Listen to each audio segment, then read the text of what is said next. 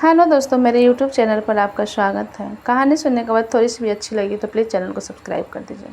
आखिरकार आज मेरे पिता और माँ का बहुत बड़ा बोझ उतर गया था। मेरा रिश्ता पक्का हो गया था। कुछ सालों से वो लगातार इसी की कोशिश कर कहते हैं कि जोड़ियाँ ऊपर से बन के आती है। जब समय होता है तब अपने आप आपका जीवन साथी मिल जाता है।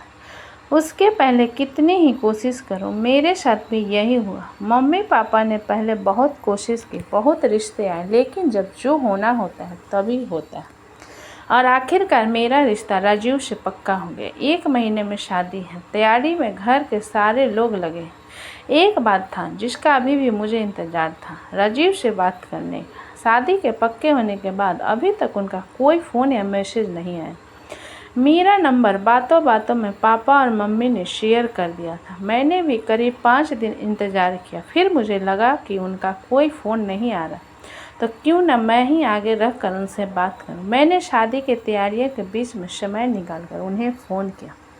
पहली बार बात कर रही थी। फ़ोन उन्होंने कुछ रिंग के बाद उठाया।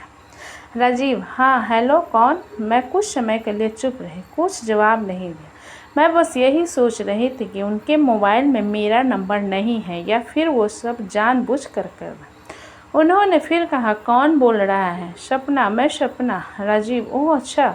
कुछ समय चुप रहने के बाद उन्होंने कहा कि राजीव, अच्छा मैं अभी कुछ काम कर रहा हूँ, तुमसे बाद में बात करूँगा। इतना कहकर उन्होंने फ़ोन कट दिया। मैंने अपने आप को कुछ भी ऐसा वैसा सोचने से रोका और अपने आप को समझाया कि वो बिजी हों, जब समय मिलेगा तो फ़ोन ज़रूर करेंगे। उसके बाद शाम बीत गई, रात बीत गई, यहाँ तक कि 2 दिन निकल गए, लेकिन उनका फ़ोन नहीं है। शादी में करीब 20 दिन रह गए होंगे और उनका मेरे प्रति यह बर्ताव अब मुझे चिंता में डालने लगा। मैंने फिर एक शाम उन्हें कॉल किया। इस बार उन्होंने मेरा फ़ोन ही रिसीव नहीं किया। फिर मैंने उस शाम उनके फ़ोन का इंतज़ार किया। इस बार बेचैनी कुछ ज़्यादा थी, लेकिन उनका फ़ोन नहीं आया। तो अब उनका यह बर्ताव मुझे सच में चिंता में डालने के लिए काफ़ी था। यह बात अब मेरे मुंह पर झलकने लगी। मेरा चेहरा देख मम्मी ने पूछा, क्या हुआ, तबीयत ठीक नहीं है क्या? मैंने मन में सोचा कि एक बार घर वाले से बात करूं, लेकिन फिर मैं उनके चेहरे पर जो खुशी आई है उसे मिटाना नहीं चाहा। शादी का दिन आ गया और हमारी शादी भी हो गई, लेकिन अभी तक उन्होंने मुझसे बात नहीं की। अब बात होगी पति पत्नी बनने के बाद। जब विदा होकर मैं उनके घर गई, मुझे मेरी सास और बाकी सबका बर्ताव अच्छा ही लगा, लेकिन अभी तक उनके मुंह पर ना खुशी दिखी, ना उससे एक लफ्ज़ निकला। पहली रात थी, सवाल अब भी वही जो उनसे पूछना था, लेकिन कमरे में आते हुए अपना तकिया लेकर बाहर बालकनी में चले गए। बिना कुछ कहे आंसू निकलने से रुक नहीं पाए। मन ही मन यह सोच रही थी कि आखिर ऐसा क्या कर दिया मैंने जो ऐसा बर्ताव मेरे साथ हो रहा है। क्या उनके जीवन में कोई और है? अकेली मैं सारी रात बैठी रही और सोचती रही। अभी उनसे जाकर बात करने की हिम्मत नहीं जुटा पाई। इतना सब होने के बाद भी सुबह मुझे सबके सामने यह सब छिपाना भी था। सबके सामने ऐसे दिखना था जैसे मैं खुश हूँ। मुश्किल था, लेकिन करना था। बाकी सब ठीक था। घर परिवार वाले मेरे प्रति अच्छे थे। शाम को मैंने सोच लिया था कि आज मुझे क्या करना है। मैंने बात करने की ठान ही ली थी। रात जब वो आए और जैसे ही अपना तकिया उठाकर जाने लगे, तब मैंने उन्हें टोका, सपना क्या हुआ आपको? अगर मैं पसंद नहीं थी तो आपने मुझसे शादी करके मेरी ज़िंदगी क्यों खराब? वो रुके और मेरी तरफ देखा। राजीव, मुझे पसंद नहीं, तुम मुझे पसंद नहीं करती, अब मजबूरी में मुझसे शादी की। सपना, ऐसा क्यों बोल रहे हैं राजीव? 8 महीने पहले मैं तुम्हें देखने आया था, तब मैंने तुम्हें देखते ही पसंद कर लिया, लेकिन तुम्हारे घर वालों की तरफ कोई जवाब नहीं आया था। मुझे पता चला था कि तुम्हें पढ़ा लिखा लड़का चाहिए, तो अब जब कहीं बात नहीं बनी नहीं तो तुमने मजबूरी में मुझसे शादी की। मैंने तो मना किया तुमसे अब शादी को, लेकिन घर वाले के दबाव में मुझे करना पड़ा। लेकिन घर वाले मुझे शादी के लिए दबाव बना सकते।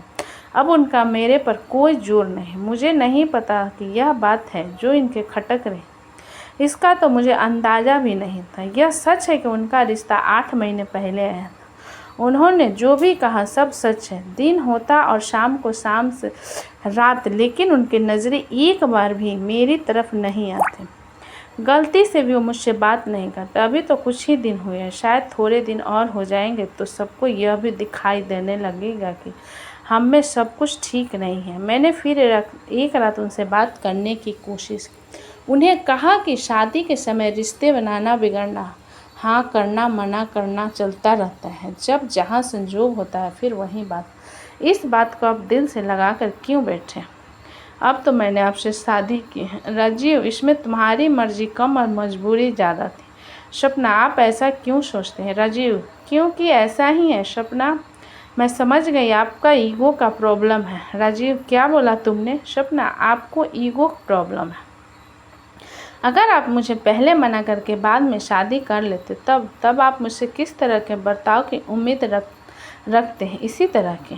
आपको क्या लगता मैं इसी तरह आपसे बात करती जैसे आप करते हैं? राजीव चुप रहा, सुनता रहा। सपना, वो हमारा पास्ट था। अब सच्चाई और सच यह है कि हमारी शादी हो गई है, 7 फेरे लिए हैं, जीने मरने साथ निभाने की कस्में खाई। आपको यह सब मजाक लगता होगा लेकिन मुझे नहीं। मैं अपना धर्म निभाऊंगी। आप अपना, इतना बोलकर मैं वहाँ से चली गई। वो भी धीरे धीरे अपना तकिया लेकर बाहर चली। मुझे पता था कि वो दिल से बुरे नहीं हैं, बस थोड़ा नाराज है। और बातों बातों में उन्होंने यह भी कहा था कि उन्होंने मुझे देखते ही पसंद कर लिया था। इस बात से मुझे थोड़ी खुशी तो मिली थी। फिर मैंने उन्हें कुछ नहीं कहा, सिर्फ उन्हें समय दिया। एक रात जब बारिश हो रही थी तब उन्हें मजबूरन कमरे में सोना पड़ा। वो नीचे बिस्तर लगाकर सोने लगे। मैंने उन्हें कहा कि आप ऊपर बेड पर सोएं, मैं नीचे सोती हूँ। उनकी हाँ या नहीं सुनी। मैं जाकर नीचे सो गई। बस वो क्या करते, उन्हें बेड पर सोना ही पड़ा। ऐसे ही फिर खट्टी मीठी नोक झोंक के बीच धीरे धीरे हमारी गाड़ी पटरी पर आने लगी। सच बोलूँ तो इसमें मुझे भी मज़ा आने लगा था। धीरे धीरे हमें प्यार होने लगा। करीब 7 महीने लगे जनाब को मनाने में और मुझे अपनी पत्नी मानने। जैसा कि मैंने कहा कि वो बुरे नहीं थे, सिर्फ नाराज़ थे। वो इसलिए क्योंकि वो मुझे प्यार करते थे। आपको यह कहानी कैसी लगी हमें कमेंट करके ज़रूर बताएं। अच्छी लगी हो तो प्लीज़ चैनल को लाइक करें, सब्सक्राइब करें एंड शेयर करें। कहानी अच्छी लगी हो तो प्लीज़ सब्सक्राइब कर दें। हमें अपना सपोर्ट करें। अपना कीमती समय देने के लिए धन्यवाद।